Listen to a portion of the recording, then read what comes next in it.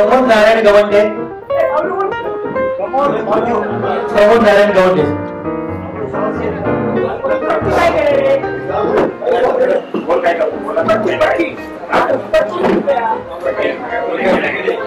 नमस्कार सगळ्यांना, जय महाराष्ट्र.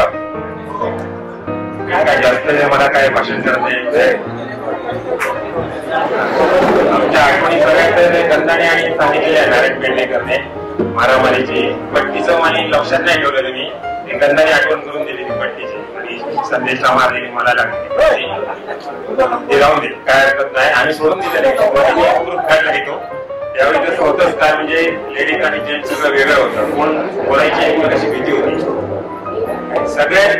सगळ्या आनंदाची गोष्ट आहे. आणि सगळ्यात महत्वाचं बोलायचं म्हणजे वेंगुर्ला, आपले वेंगुर्ले आहे, बाकी सगळं काहीतरी चांगलं आहे. वेंगुर्ला नगर परिषद सगळं बक्षीस तर भरपूर मिळवते, स्वच्छता याच्या त्याच्या सगळं. पण आपल्यात कमतरता आहे म्हणजे डॉक्टरची, हॉस्पिटलची. काय असेल ना तर वेंगुर्ल्यात पेशंट जर कोणी आजारी पडला तर तो ना तिकडे ओरसला घेऊन जावं लागतो. ओरसकडे सांगितल्याच्या नंतर मग गोव्यात जावं लागतं.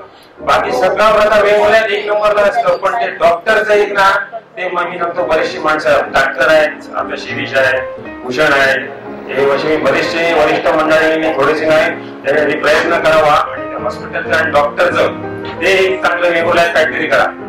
बाकी सगळं चांगलं आहे. प्रत्येक काही बघा पेपरला टीव्हीला असतं बघा, वेगवेगळ्या नगर परिषद महानगरपालिकेला एक नंबरचं बक्षीस म्हटलं, एवढे लाख भेटले तेवढे लाख, हे सगळं वाचतो.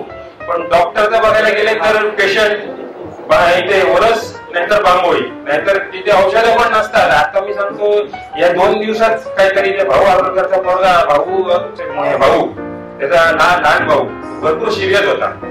तर इकडे वेगवेगळ्या डॉक्टरकडे नेल्यानंतर मग ओरसला नेलं. ओरसला पण तिकडे पण घेतला नाही. नंतर त्याला बांगोळीत नेलं. तिथे जाऊन त्याचं इंजेक्शन काहीतरी भेटलं नाही, 2-3 दिवसांनी भेटलं. मग अशी परिस्थिती वेगवेगळी आहे. ते सगळे सुविधा नाही बघा. माझ्यामध्ये सगळ्यांनी प्रयत्न करून असेल तर आनंदाची गोष्ट सगळ्यात. बस बाकी सगळ्यांना नमस्कार, जय महाराष्ट्र.